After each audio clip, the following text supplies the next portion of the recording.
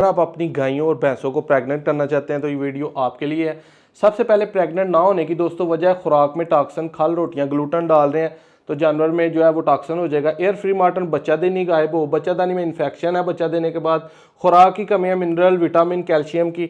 इसमें दोस्तों आपने सबसे पहले इन मसलों को हल करना है। उसके बाद देसी नुस्खा आपने जो है वो पाव गुड़ लेके उसमें 3 दाने जायफल के जो है वो पीस के डाल के आप जानवर को 2 से 3 दफ़ा जो है एक दिन छोड़ के एक दिन दें। ये तकरीबन 100 रुपये का नुस्खा है और इससे आपका जानवर गब्बन हो जाए। इससे अगर नहीं गब्बन होता तो यहाँ पे एक साइंटिफिक फार्मूला है ऑफ सिंच। इसमें आपने 2 टीके ले लेने हैं। कॉन्सेप्टाल आपने 5 सीसी जो है वो यकम मई फर्ज कर लें डेटा शाम को 6 बजे लगाना है। अगले 7 दिन बाद 4 सीसी साइक्लोमेट इंजेक्शन आपने 8 मई को शाम को 6 बजे लगाना है। फिर आपने 4 सीसी साइक्लोमेट दोबारा अगले ही दिन 9 मई को शाम को 6 बजे लगाना है।